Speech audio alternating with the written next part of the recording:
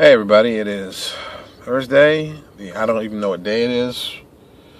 Last night I went out with some friends, so I'm not in 100% shape this morning. Not in a bad way, it was a good night. Talked a lot about business, talked about some stuff, had a good time. It was just a guy's night out.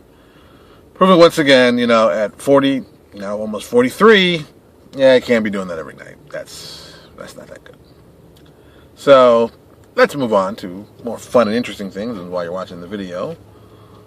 Let's talk about projects that we're currently working on. And this list is extremely short. Well, kind of. Right now, the big project that we're actually finishing up, when I use the word we, I really mean Jeff Lee is finishing up, is our big bad villain, Cyrix. And I'm hoping to have that done by next week, and then maybe within like 2 weeks, we have it up for sale. I still need to get like an additional art piece. We have the classic piece a lot of people have seen. Most people keep describing it as, oh look, cool, it's a Necron. And I'm like, guys, it is not a Necron. It's like, ugh. This is my homage to Ultron, of course. Hello, Ultron. Hello. Best robot killer in the comic book universe. So this is what this is, and I've given it kind of a weird spin on things. And, it's very much of, in the original write-up, an inorganic creature hates human beings, wants to destroy them, blah, blah, blah. And that was the original pitch, and I gave some other background information that I don't want to ruin it for you, but it helps to make it even better. I think I was like, oh, it's so good, it's crazy, I love this.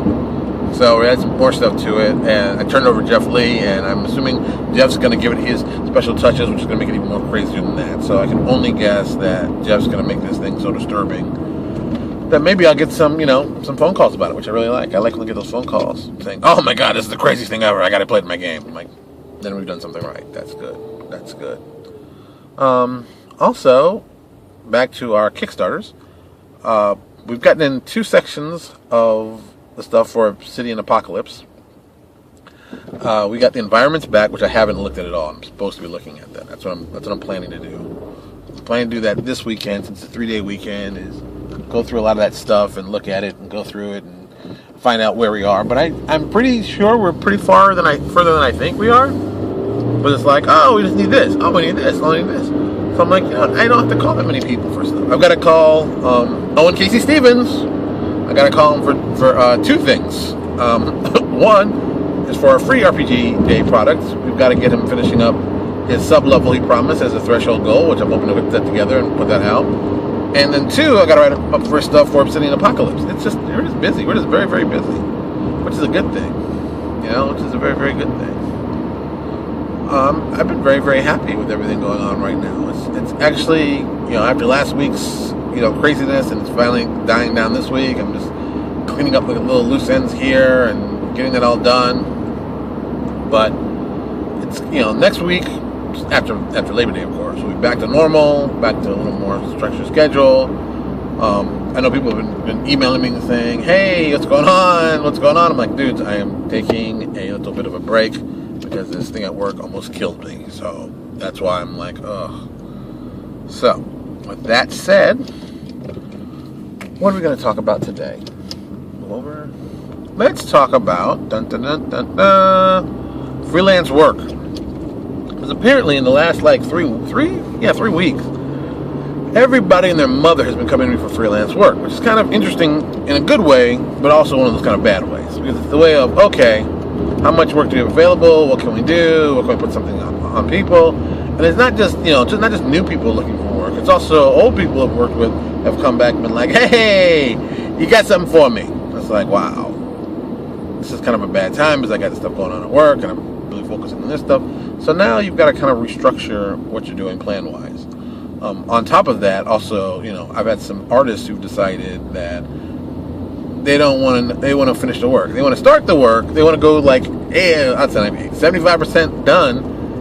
And then they go, I can't do it anymore. I'm tired. I got to go play Xbox. And I'm just like, oh, really? Xbox? I mean, I'd rather get the paycheck doing the thing I love than play Xbox all day. And I know some of you are saying, well, nobody actually said that. Yes, I actually had an artist say that to me. I have to go play Xbox. And then you just look at yourself and you go, oh, you're hurting me. You're hurting me inside when you do this. So it's always just structuring the freelance work for the art available to what we can get done in a reasonable time. And, that to me is very, very important. In addition, with Paizo coming out with their Ultimate Campaign book, I think there's going to be an opportunity to develop a lot of side projects for it, and a lot of projects go very, very well with it.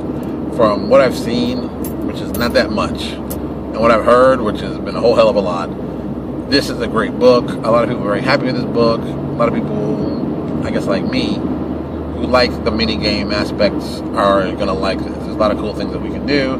There's great ways to develop on your characters. It's a cool idea. I believe that when Paizo adds rules like this to things that haven't been done, or things they've tried out in the adventure path, that was the playtest. The adventure path is the playtest. All looks kind of good. People seem interested. Now here's the real version. Here's the expanded stuff. I think that's very, very important. I think it's very, very good. So I'm only hoping, which of course it's Paizo, they've done a great job with it, and then we can build something from it. I think one of the best pieces they ever did was developing the gunslinger. But so many people want to do guns, and there's so many rules of people doing guns. We even did a free set of guns that we gave away, and everybody has their own opinion of what they think a good gun should be, and but Paizo putting it down and saying, okay, this is how we're doing guns, this is how we're going to be doing guns in the future, this is how we're going to be working it, gives everyone a solid base to work from. And that's, I think, is good for publishers, especially third-party publishers. But it gives you a starting point, and you can go anywhere from there. I mean, after that point, it's all up to you, but getting to that starting point is very, very difficult, and getting to a consensus that everyone agrees on. Great example, psionics. Paizo has not done psionics. Dreamscarred Press has done psionics. I know a good majority of the third-party publishers have just agreed that Dreamscarred Press's psionics is very, very good, and that's the one we're all supporting, because we see it as being, this has already been done. They've captured that part of the market. They understand that market. They love that part of the market. So for us to try to develop our own thing, to me, seems like a lot of waste of time and money, when there's a perfectly good one that people accept. I mean, not just us publishers, but the fan base accept. Some fan base people will be like, no, it's not official because Paizo didn't write it.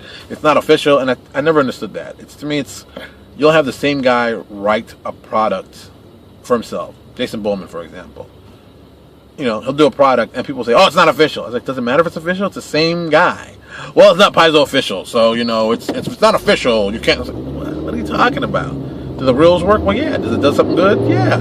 Are you happy with the rules? Well, yeah. So what does it matter if it's official or not? If it works, that's what we have the whole term house rules for. If it's something cool and it works and people like it, that's a win. That's a serious win. When you don't always develop the stuff, you don't understand what it takes to actually get something that everyone likes. That is one of the more difficult situations. You can cram a bunch of rules together and mishmash them, and they work half the time. That's easy. But getting a consensus of people to pick up your product or whatever you're doing and saying, hey, this is really good. I really enjoyed this, and it's not like Paizo, and I still want to use it. That's pretty difficult. That's not pretty a simple task. For Dreamscarred Press to build an entire system, and we're talking about an entire beloved system that has its own hardcore fan base. And they did it not just well, but great. Great that other people have been like, I think I want to do products with them, and I want to team up my products in them. That says something. That says something about the quality of your work. It says something about the fans themselves. So it's good that everybody can get something good out of the hard work. It's just one of those situations that I personally think, when done right, it's just seamless. What's the best work? What's the best product? What's the best thing? What does that, that matters more than what's official. If it's a good product and it works, why wouldn't you use it?